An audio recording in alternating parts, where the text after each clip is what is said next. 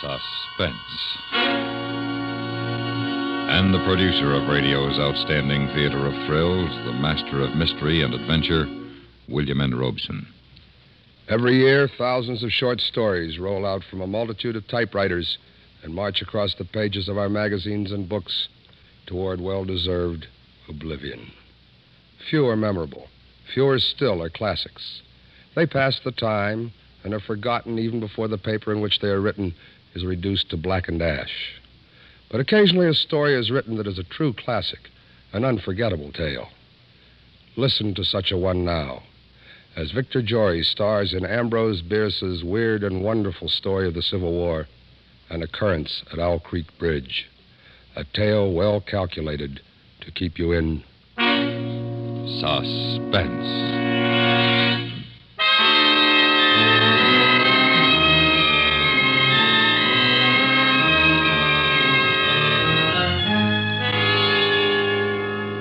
A man stood upon a railroad bridge in northern Alabama, looking down through the ties at the swift water 20 feet below.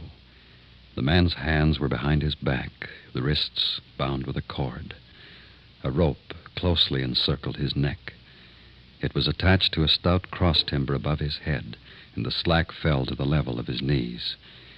He watched a piece of dancing driftwood racing down the current beneath his feet. He thought, if I could free my hands, I might throw off this noose and dive into the creek. If I swam underwater, I would be safe from their bullets. If my wind held out, I could make the southern bank, take to the woods, and get away home.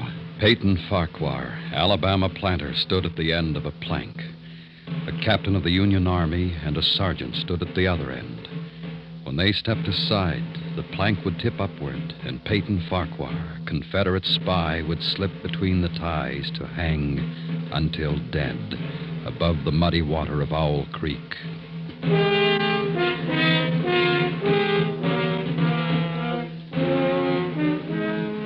Even in this far outpost of Sherman's march to the sea, the formalities of death are observed by men most familiar with him. The captain's company is drawn stiffly at attention along the tracks on the northern side of the bridge. The lieutenant stands stiffly on the bank of the stream, the point of his bared saber scraping the gravel of the road bed. Peyton Farquhar is being ushered into the Confederate beyond with every Union amenity. The captain steps aside. Now, only the weight of the bulky sergeant counterbalances Peyton Farquhar at the end of his thin board. They say this is the moment when all the past events of your life tumble into your memory. But how could anyone know? Who has come back from the dead to tell us what dying is like? I don't recall any childhood memories. The past doesn't engulf me in this naked moment. I'm only aware of what is here now. Those damn Yankees lined up on the bank. The captain's tired eyes. That turkey buzzard circling up there, waiting for me. And that noise. That beating, driving sound like a distant engine, a pump. The roll of thunder on a summer evening, coming closer, getting louder, choking me. It's your heart, of course, that you hear, stepping up its cadence, pounding under the forced draft of fear. Now you can see nothing, remember nothing, sense nothing but the strangling, suffocating beat of your own heart, throbbing its final protest. You stand there, erect. The work is nearly at an end now. The captain draws his sword, flourishes it to a carry, sings out a command. Company! Ready! Rest! The men on the bank smartly spread their legs, thrust hands forward over their rifle barrels. The sergeant on the end of the plank takes one step to the left. The plank tips forward, and Peyton Farquhar drops between the timbers of Owl Creek Bridge. It takes longer to tell it. As you drop downward, you lose consciousness. You are as one already dead. Then you awaken sharply in pain to feel, not to think, just to feel the cutting pressure on your throat, the agonies of pulsating fire shooting from your neck downward, to feel the fullness, the congestion, the head bursting with suffocation. Distantly, beyond, outside of yourself, you hear a splash. Remotely, you sense cool, wet, green darkness. The rope has broken. You have fallen into the stream. Now thinking returns, slowly. You know for the moment you are safe from drowning because the rope around your neck tightly keeps the water from your lungs. Then I shall die of hanging at the bottom of a river, and that's absurd. If I can get my hands free... Gotta get my hands free. Come, Peyton, they can't lick you. Try again. Once more. Good boy, the rope's given. Again. Try once more. That does it, my boy. Now, the rope around your neck. You must breathe when you come to the surface. You must breathe quickly. For if they haven't hanged you and they fail to drown you, can't let them shoot you. Loosen the rope around your neck. You must get it loose. Now. There he is! Down there! At the bend! Come in! Aim! Ready!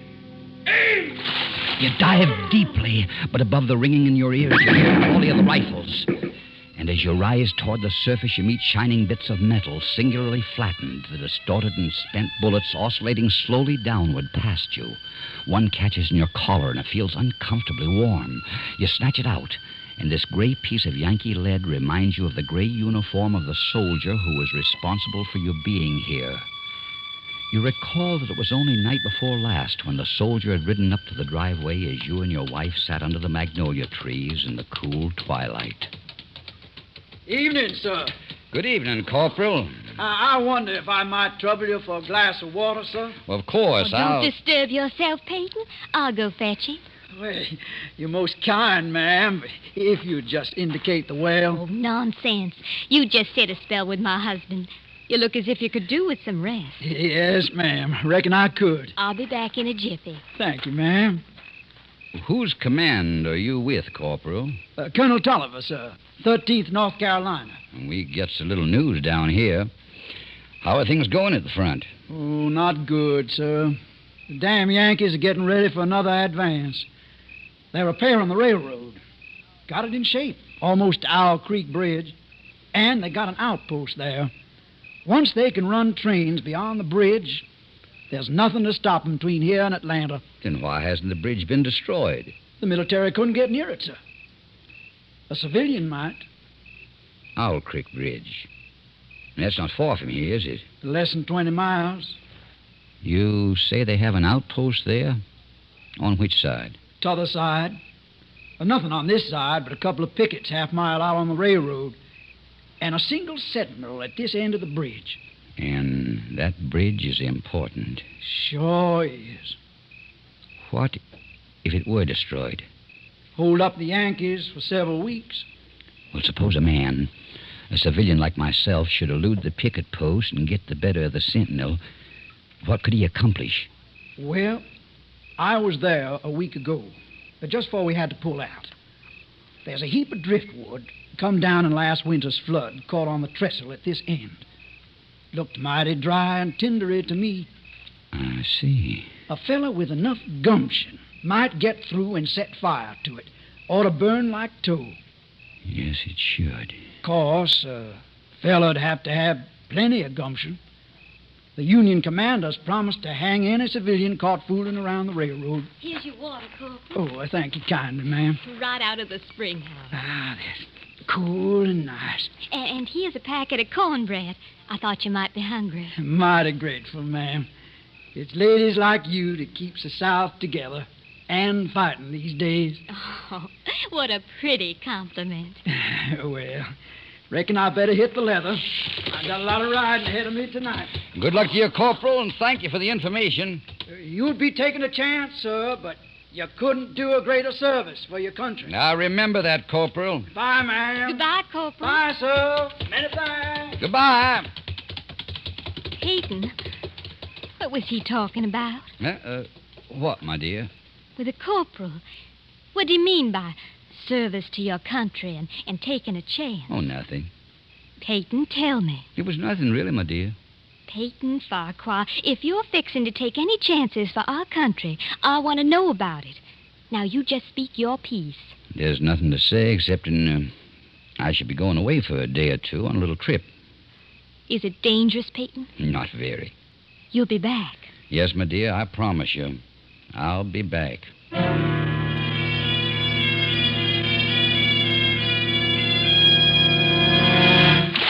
You break the surface of Owl Creek for a second time. Now you are much further downstream, further away from the Union soldiers on the bridge, reloading their guns, the ramrods flashing in the morning sun. That captain won't make the same mistake again. He'll order them to fire at will, and heaven help me, I can't dodge them all. Another, more terrible sound. Cannon. They've trained cannon on you. And close. Next time they use a charge of grape. Rifles and grape covering the water from bank to bank. I'm done for then. Then something seems to grab you and you're whirled round and round, spinning like a waterlogged top. You're caught in a vortex, a whirlpool. The water, the banks, the distant bridge, the soldiers become indistinct blurs. And again you're helpless. You feel dizzy and sick to your stomach. Just as you felt last night when you crept up the bank towards the lone sentinel at the south end of the bridge and discovered the sentinel was not alone. There he is, boys. Grab him. Go me. Got him, Sergeant.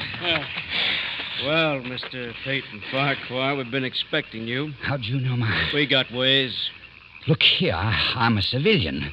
I was... Save your breath. And thank your maker we didn't shoot you in the back. We don't do things like that up north.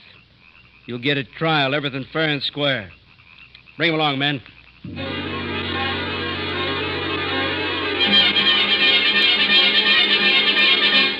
The whirlpool spins faster and faster.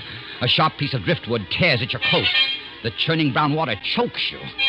You know there is nothing you can do as you had known it last night when they shoved you into a tent near the bridge to face the infantry captain with the tired eyes. Here he is, sir, right on schedule. Good work, Sergeant. Is this the man, Lieutenant? That's him. Why, you're the corporal who stopped at my plantation last night. That is right, Mr. Farquhar. But not of the 13th North Carolina Volunteers. Mr. Farquhar, this is Lieutenant Saltonstall, intelligence officer, 5th Massachusetts Regulars. You trapped me. You deliberately led me into a trap. I'm a civilian, a planter. And also a Southern patriot, caught in the act of sabotage. You can't prove it. We don't have to. This is the most despicable, the most... It proves once more that honor is a stranger in the North. Oh, please, I'm too tired to listen to a recital of the code of a Southern gentleman, Mr. Farquhar. I'm afraid the distinction between your ethics and my lack of them would escape me this evening. But why have you done this? Why have you deliberately trapped me? It's so much easier to eliminate civilian resistance by luring it into the open. You fell for the bait. Too bad. Now, look here. It is my constitutional right. Which Constitution? The Constitution of the United States of America or Jeff Davis's? You insult me, Yankee. Remember your manners, sir. I demand a trial. You've just had it. Post a guard over him, Sergeant. Yes, sir. We'll hang him in the morning.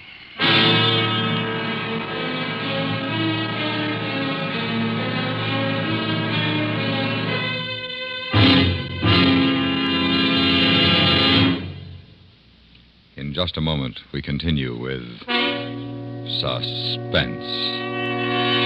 In mid-December, we're planning to present a program of the big news of 1956. This year, though, we want you to help choose which news events our ace reporters will recreate for you. We want your opinion on what you consider to be the top 10 news stories of the year. Start thinking back. On the international scene, there were conflicts in the Middle East, Poland, and Hungary, as well as the controversy over Secretary of State Dulles' statement that we were at the brink of war.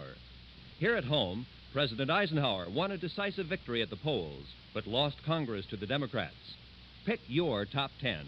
Then send your choices to The Big News in care of CBS News, 485 Madison Avenue, New York 22. That's The Big News in care of CBS News, 485 Madison Avenue, New York 22. And now, we continue with Victor Jory in An Occurrence at Owl Creek Bridge, a tale well calculated to keep you in suspense. Something tears at your face, scratching, and you realize the whirling has stopped. You open your eyes. You're lying on the southern bank of a stream, out of sight of your enemies, safe. The gravel which has scratched your cheek now seems soft as new-picked cotton. The forest around you is a garden of luscious beauty reeking with heavy perfume of freedom. Even the whiz and rattle of the final charge of grapes screaming through the treetops seems a benediction from the baffled cannoneer. You leap to your feet and run into the woods south towards home.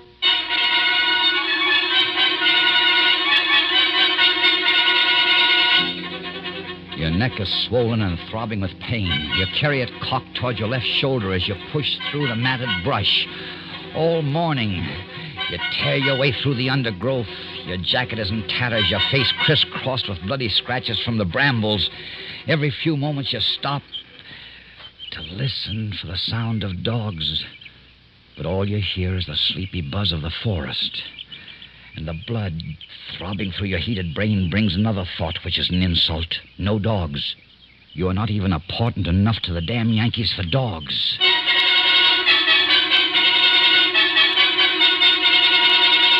It is nearly noon now, and for half an hour you've been plunging through a swamp waist deep in green ooze.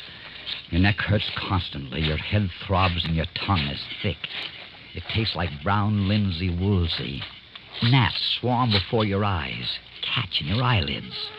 Mosquitoes buzz in your ears, drill deep in your hands and swollen neck. You can't go on any longer. You slow down. You stop. You reach towards a palmetto root for support, and it slithers from your grasp and slides softly into the water. Water moccasin. Fear finds you at last. Terror, which stood aloof when you fled the executioner's bullets, now embraces you with a clammy unction. A water moccasin, the deadly cottonmouth. Now each branch and root seems to writhe under your glance. The swamp is undulating with certain death. You plunge on through the dark, stinking ooze, on and on, tripping, stumbling, never stopping. For terror rides your back, flogging you with a whiplash of fear.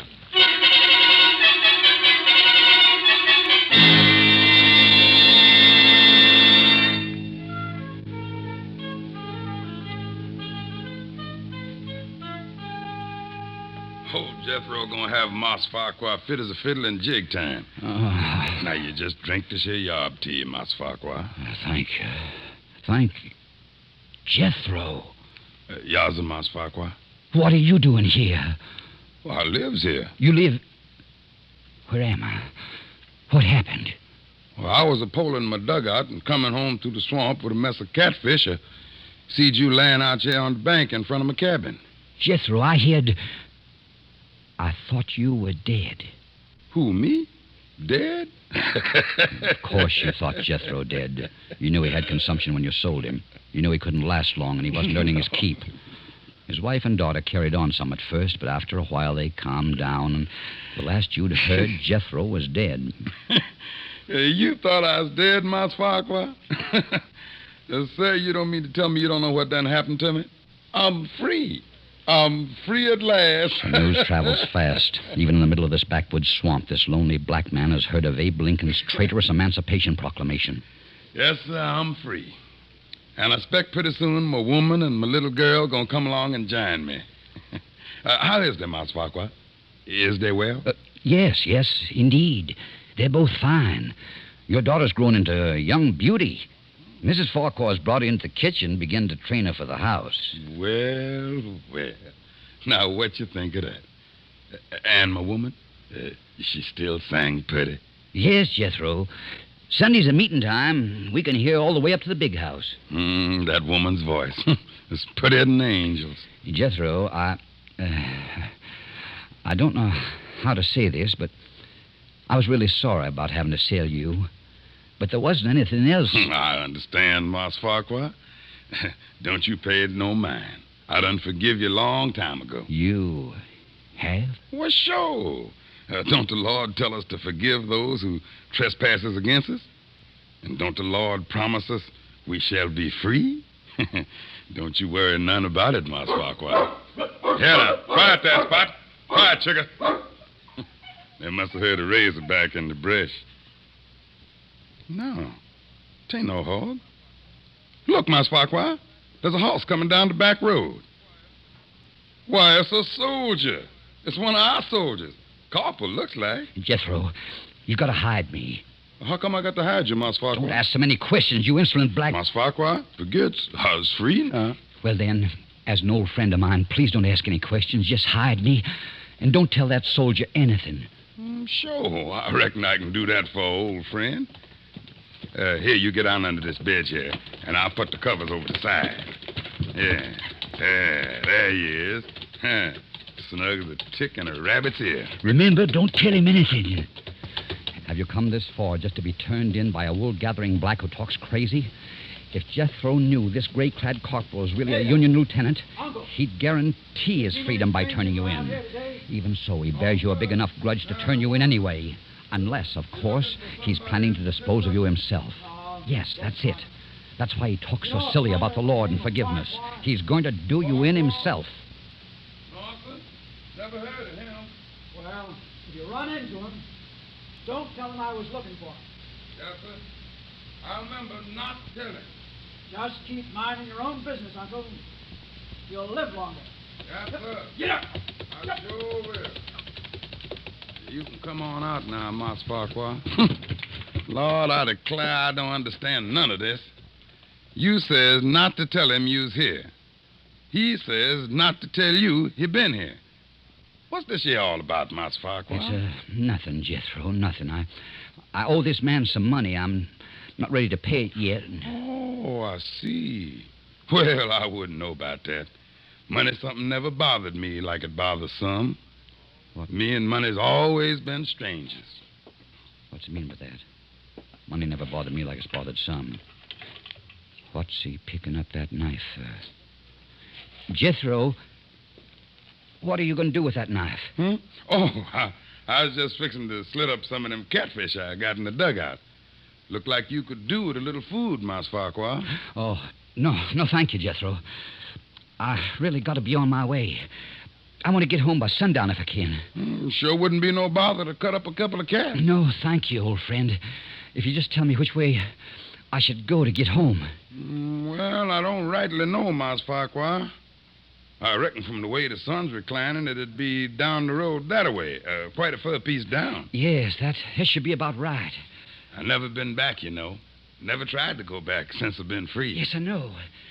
Reckon it won't be long till my woman and my little one comes here to me. Of course.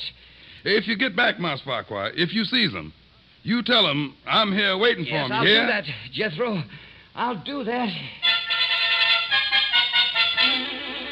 You get away from there fast. The shells of the black road crunching under your muddy boots. That grinning savage standing in the doorway of the shack, the knife in his hands. And each moment until the road bends and cuts off the cabin from your view, your fury will come after you, the knife poised to plunge in your back, to pay you for the thrust you gave him when you sent him away to die. But he's still standing, grinning foolishly and waving as you turn the bend. Now you feel safe. But only for a moment. And then you hear a sound, the sound of a horse. The corporal in gray from the Massachusetts 5th Regulars. He's coming back down the road, searching for you, hounding you, coming to take you back to Owl Creek Bridge, back to the rope that won't break under your weight. You walk faster and faster, and always the sound is there, growing louder and louder, and you run as fast as you can down the shell road which stretches clear to the horizon between the green walls of scrubby pine. How long have you been running down this endless road? It's dark now. Is it night? Or has the blood trapped in your head by that suffocating rope at last burst into your congested eyeballs and blinded you? Will it next pour from your swollen and bruised neck into your brain, stopping all sensation, instantly bringing to a welcome end this day of agony and flight? Ridiculous fantasies of fatigue and fear. You can see. The darkness is the black of a sudden summer storm. That lightning flash clearly shows the white road ahead and the black silhouettes of trees along the sides. And since you are sure you can see, the other senses return. You hear the rumble of the thunder.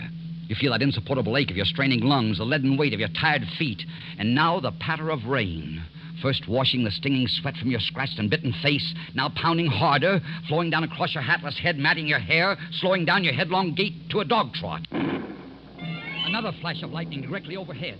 For an instant, you see the soldiers of Owl Creek Bridge standing at the side of the road, rifles leveled, their eyes boring down the sights, aiming at your heart. Again, you're running, and the rain has turned to hail. Pellets as big as hominy grits beat down on you, pound your swollen, bruised neck, hammer at your countless cuts. Again, the lightning, and on the other side of the road, the gray-clad corporal sits astride his horse, waiting for you. No, you can't get me now. No! This bolt of lightning strikes a tree ahead of you, and in the white blinding light stands Jethro, black and grinning, knife raised in the air. No, Jethro! Forgive me! Forgive me!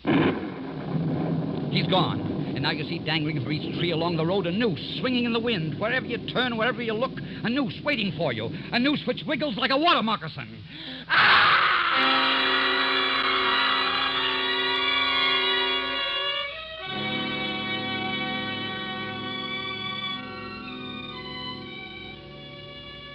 And now you are standing on the green lawn of your plantation before the high-columned entrance. The storm is over. The clouds are black and menacing all around the horizon, but through a break overhead, glorious sunlight streams down, bathing your garden and your house in heavenly light. You are home.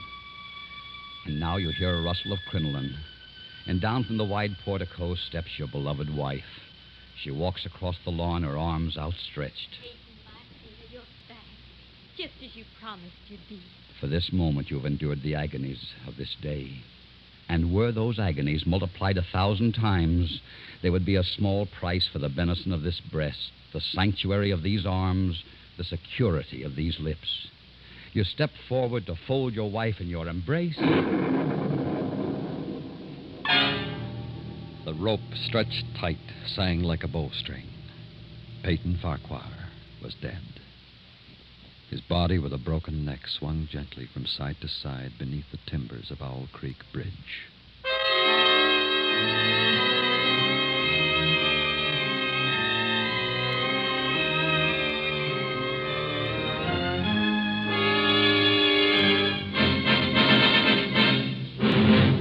Suspense, in which Victor Jory starred in An Occurrence at Owl Creek Bridge, adapted by William N. Robeson from the classic story of Ambrose Bierce. Listen. Listen again next week when we return with Howard Duff in Eyewitness, a brutal tale of prison mutiny, a tale well calculated to keep you in suspense. Supporting Mr. Jory in Occurrence at Owl Creek Bridge were Larry Thor, Lou Merrill, Jack Crucian, Chet Stratton, Julie Bennett, and Roy Glenn. Sound patterns by Tom Hanley and Bill James. The orchestra was under the direction of Wilbur Hatch. There always seems to be a certain number of people who would rather use all their cunning to figure out a way to steal the Mona Lisa than do one lick of honest work. These characters call for even more wit and cunning on the part of the police and federal agents if their schemes are to be foiled. A CBS radio show that brings you a fascinating picture of this thrilling counterplay is that perennial favorite, The FBI in Peace and War, heard every Sunday over most of these same stations. Enjoy another exciting drama of wit outmatching wit on The FBI in Peace and War a little later in the day today. Stay tuned for 5 minutes of CBS News to be followed over most of these same stations by Indictment.